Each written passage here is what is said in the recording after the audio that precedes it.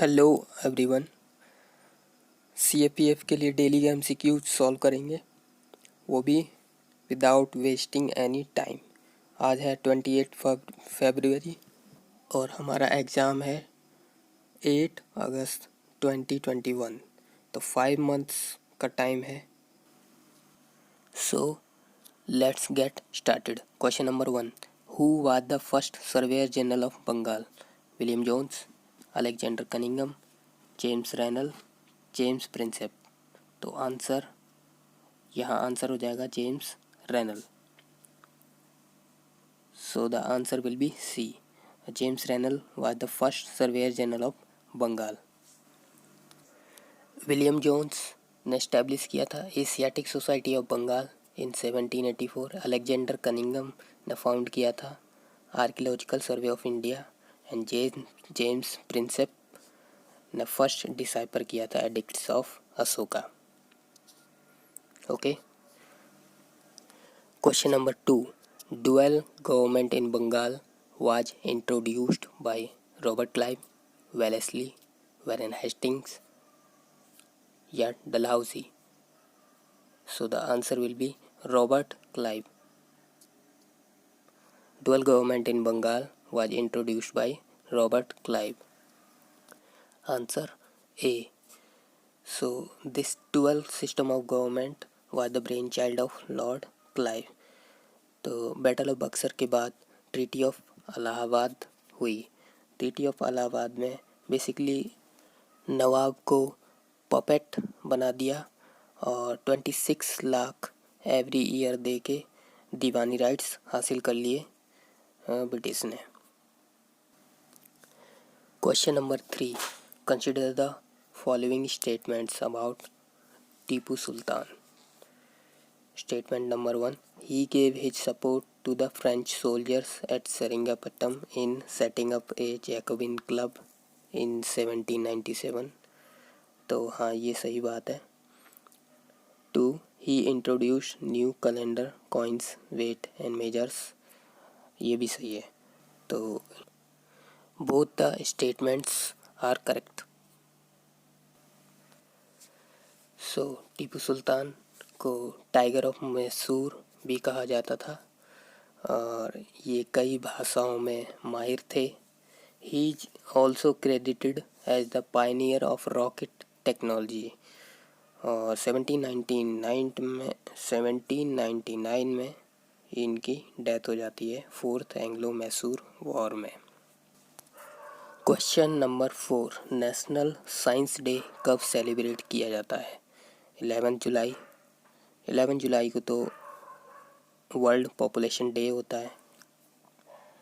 1 दिसंबर को world ads day होता है और 24 मार्च को वर्ल्ड ट्यूबरकुलोसिस डे होता है। तो 28 फेब को नेशनल साइंस डे सेलिब्रेट किया जाता है। So the answer here would be B. National science day celebrate क्यों किया जाता है?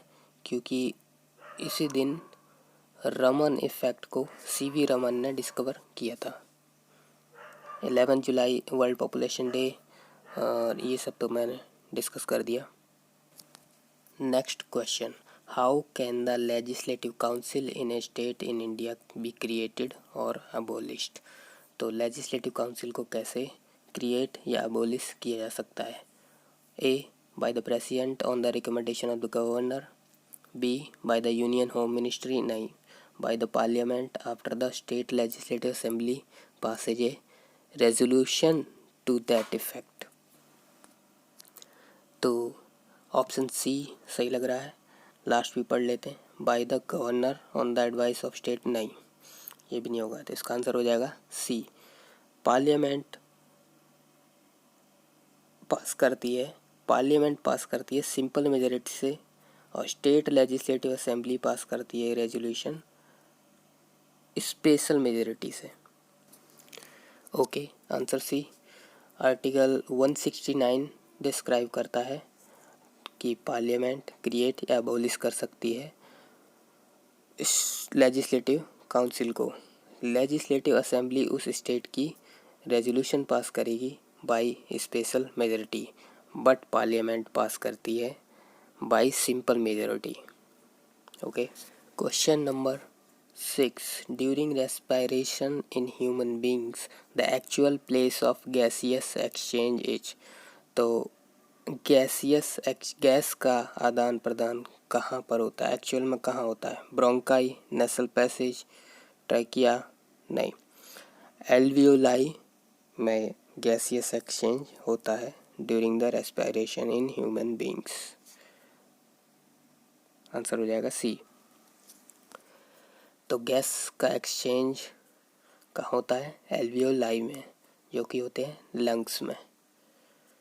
Inhaled oxygen moves from alveoli to the blood in the capillaries and carbon dioxide moves from the blood in the capillaries to the air in the alveoli. Next आसान है।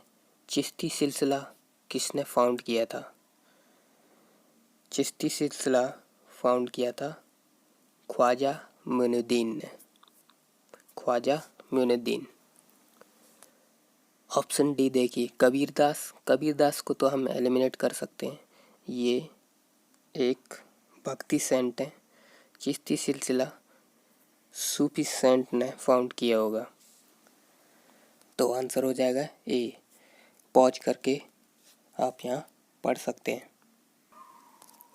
Next, India was ranked what position in environment performance index 2020। तो 2018 की ranking में India 177th rank पर था, जो कि 4th worst ranking थी वर्ल्ड में। ये रैंकिंग कुछ इम्प्रूव होके नाउ अब 168 हो गई है, तो थोड़ा इम्प्रूवमेंट है, फिर भी चलता है। इंडिया 168 रैंक पर है इन्वायरमेंट परफॉर्मेंस इंडेक्स में।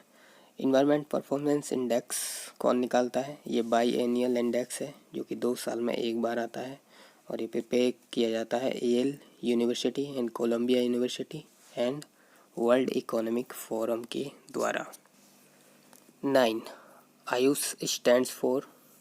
तो आयुष को हम एक्सपेंड करेंगे तो ये हो जाएगा Ayurveda, yoga and naturopathy, Unani Siddha and homeopathy. Answer हो जाएगा बी।